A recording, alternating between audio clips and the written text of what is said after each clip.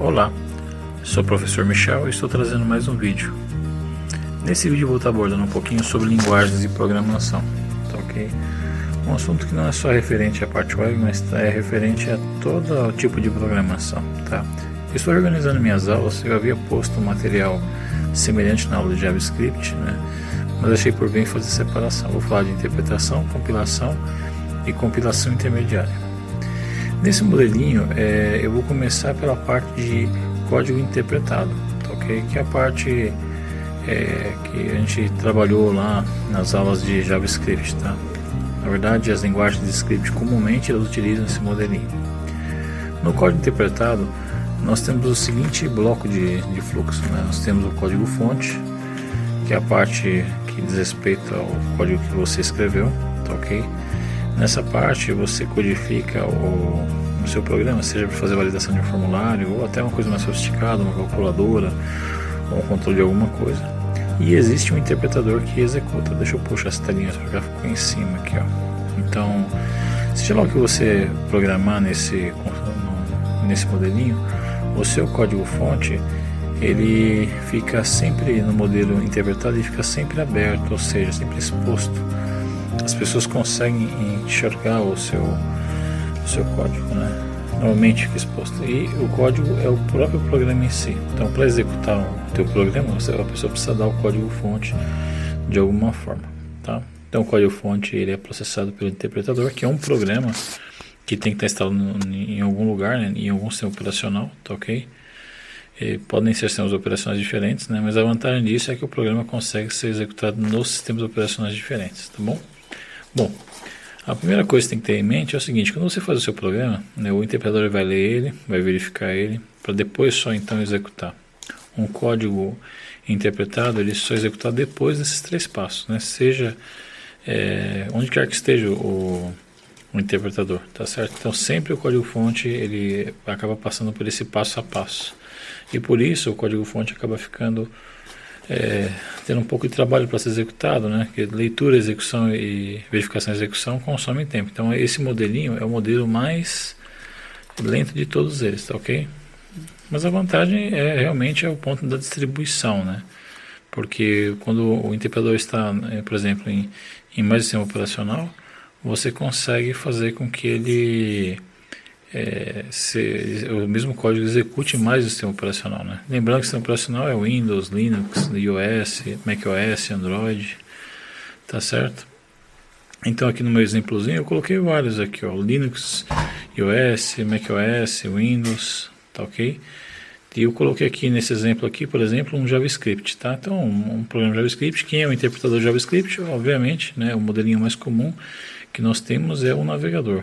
O navegador tem o Internet Explorer, o Firefox, o Safari, o Mozilla, o Chrome, o Edge, né? Tem vários, o Opera, tem vários, mas todos eles podem estar instalados em sistemas operacionais diferentes e eles se tornam, eles fazem o papel do interpretador, porque eles são interpretador para JavaScript, ok? Na verdade, dentro deles tem um que eles chamam de engine, né? Um motorzinho que processa o JavaScript, e aí esse processamento permite que o teu mesmo código roda em vários lugares, tá ok? E legal também, a partir desse ponto de vista, é que o JavaScript, e por conta do interpretador, é escalável e portável. Escalável por quê?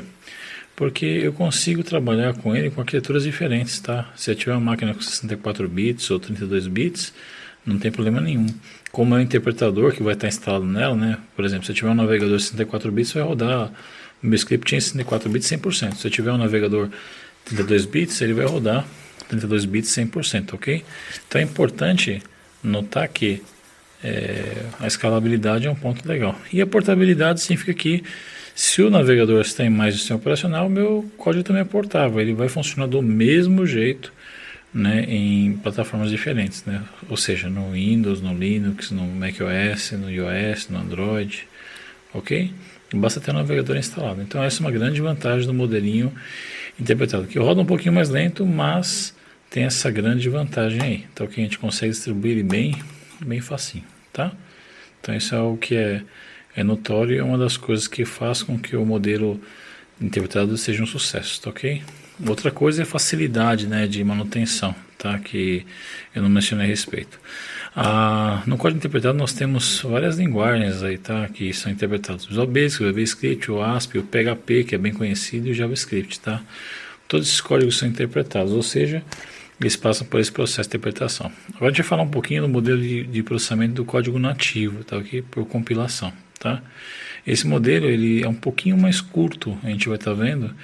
E o grande benefício que ele traz, né, na verdade, é a especificidade, ou seja, ele é feito para uma plataforma e a velocidade de processamento dele excede a velocidade dos demais e a segurança também. Vamos ver por quê. Aqui nós temos os bloquinhos, percebam que é bem mais simples, né?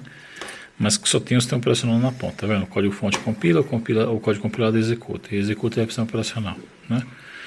Nesse desenho a gente tem o código que você escreveu, que é o código fonte, né? Como eu falei, pode ser um sistema de controle, uma calculadora, um jogo, um software que tem uma funcionalidade específica, né? E esse código fonte, ele é lido, verificado para ver se está correto, depois ele é compilado. Na compilação, o que se faz? Né? Eles juntam todos os recursos necessários, né, e transformam esse código humano que você escreveu em um código que não deixa de ser humano, um código chamado código de máquina, que é um código que é feito para a plataforma, né, que quando você compila para a plataforma que você deseja. Então, por exemplo, eu transformei o meu código humano em um código para o sistema, né, que seria um código de máquina, porque esse verdinho é um código de máquina, tá? E aí nesse verdinho o código não é mais legível para um ser humano, tá ok? Bem, quando você faz isso, você transforma seu código humano em um código binário, representados por 1 e 0, tá? Essa é uma representação, né? Na verdade, quando você abre um código que é compilado, você vai ver que ele é cheio de caracteres. Esses caracteres são chamados de código binário. O código gerado aí ele é nativo. O que é um código nativo? O código nativo é um código feito para o sistema operacional, né? E o código nativo também não depende mais dos fontes para rodar. No modelo anterior a gente tinha que ter os fontes, nesse não. E o nativo, ele é feito para um sistema operacional. Então quando você compila para o Windows, o seu código é para o Windows. Né? Que eu estou riscando aqui, ó, não preciso mais dessa parte de trás, tá vendo? Então, de novo, quando você compila para o Windows, ele é para o Windows. Quando você compila para Linux, ele é para Linux. Então, a velocidade do código é aprimorada, né? E ele funciona exclusivamente para aquela plataforma que eu estou colocando aqui, ó. Ele funciona exclusivamente para a plataforma. Ah, mas eu tenho um Windows e roda no outro, meu código executável, né? Sim, a plataforma acaba sendo compatível de alguma forma uma com a outra, através do PE, mas isso é um outro mérito, ok? Mas o que vale dizer é que um código compilado ele é exclusivo para a plataforma, roda muito mais rápido do que o modelo interpretado. Por quê? Porque a execução já vai na linguagem da máquina, não tem alguém para interpretar, para dizer o que, lê o código, entende o que ele quer fazer e diz para o sistema operacional fazer, não tem isso. O código ele funciona num modelo bem direto, tá ok? Estou colocando um exemplo aqui usando uma linguagem C++, né? Na verdade a linguagem C++ é hipotética, podia ser qualquer outra linguagem, né? E normalmente nunca é um arquivo só. Mas vamos supor que eu fizesse um aplicativo, né, o fluxo seria exatamente esse. Eu compilo, transformo um programa de 32 ou 64 bits e esse programa ele é executado pelo meu Windows, né? No caso, estou colocando um exemplo, 32 ou 64 bits, tá ok? Pode ser mais, pode ser menos, tá? Mas a parte de trás, como eu havia dito, não é necessária. Então, nesse caso aqui, ó, eu tenho um executável de 32 bits, né? Eu poderia colocá-lo numa máquina que tenha 64 bits, no Windows 64 bits, por exemplo. Ele rodaria. Mas como a plataforma foi feita para 32 bits, o que acontece, né? Como o programa foi feito para 32 bits, ele vai executar na plataforma com o 32 bits, mesmo em a plataforma 164. Ou seja, não vou conseguir aproveitar completamente a capacidade do software nos meus 64 bits. Vai rodar quase a mesma coisa. Por quê? Porque as instruções desse aplicativo são para 32 bits. Então, meu benefício não é muito evidente, tá ok? Eu rodo o aplicativo, roda um pouco melhor, mas em termos de aproveitamento não. O contrário, se eu tivesse um aplicativo 64 bits, eu perderia compatibilidade. Eu não posso rodar um aplicativo 64 numa plataforma 32, seja Windows ou Linux ou o que quer que valha. Não pode, tá? Por quê? Porque o set de instruções não é igual. Quando você compila um software, você compila para a plataforma. Se a plataforma sua não atende a regra do sistema operacional ou dos bits, não funciona, tá ok? Esse aplicativo 64 bits não funcionaria. Exemplos de linguagem com código nativo, né? Nós temos Assembly, que é uma das linguagens mais antigas, o C, o C++, Delphi. Essas linguagens são exemplos, existem outras aí, tá ok? Mas essas são as bem evidentes no mercado, tá? No caso do Delphi, né, Delphi, estou falando do Delphi nativo, né, que depois surgiu posteriormente o Delphi.net, né, tá? Então agora eu vou falar de um outro modelinho, que é um modelo que mais tem crescido em todos os tempos, né, que a maior parte das plataformas de desenvolvimento estão migrando, que é o código intermediário, tá ok? O código intermediário ele é um pouco maior do que todos os outros, né? Você escreve um código, tá ok? Da mesma forma que antes, né? O seu aplicativo, ele é compilado, percebam que parece com o código nativo, depois o código que é gerado, ele vai para uma máquina virtual, para só depois ir para os sistemas operacionais. A diferença é que você tem dois processos aí, ó, né? Um que parece o interpretador, que é a máquina virtual quem faz, né, e que distribui, né, que no código nativo não tem isso, só tem um sistema operacional. Mas vamos lá, o código fonte ele é lido, verificado e compilado, parece muito com o modelo do código nativo essa parte, ó, né? Só que a diferença é que o compilador ele transforma esse código para o código que será na máquina virtual, ok? Ou seja, essa compilação não é mais para o sistema operacional, e sim para a máquina virtual. E a máquina virtual, por sua vez, funciona quase igual ao interpretador. Só que ela já tem um código meio mastigado, é um código que é feito para ela. Então ela lê esse código, ela verifica esse código e executa esse código. Ah, mas isso fica lento? Sim, mas como o código já é feito para ela, já é como se ela fosse o sistema operacional em si, ela tem um ganho de escala um pouco melhor do que o interpretador, ok? E ela consegue trabalhar da mesma forma que o interpretador, distribuindo a funcionalidade de sistemas de operação diferentes. Então o programa ele é intermediário, ou seja, a compilação é para a máquina virtual, ela fica no meio do caminho, tá ok? Tá, então o programa ele acaba sendo intermediário e você não precisa mais dos códigos fontes. A parte depois que você compilou, você tem o código gerado, que é esse verdinho, você não precisa mais da parte anterior, tá ok? Dela já gerou o que você usa para executar e acabou. Então você não usa mais os fontes para rodar o programa em várias plataformas. Você apenas roda o programa compilado, né, nas plataformas, tá ok? Então ele fica entre o nativo e o intermediário. Existem várias técnicas que foram utilizadas, né, o just in time, várias técnicas que são utilizadas para melhorar a velocidade disso, tá? Para não ficar igual o interpretador. Então, por exemplo, dei um exemplo aqui do Java. Eu faço um código Java, obviamente não é só um arquivo, a gente tem vários arquivos no Java, tá ok?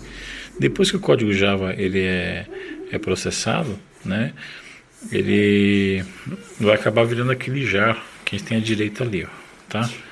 Então, primeiro eu compilo, né? Então eu vou mostrar antes um outro slide, ó, que tem um compiladorzinho, que é o Java, que não é o JavaC, tá? Então eu pego o código Java, transformo ele em Java, aí eu tenho o aplicativo verdinho.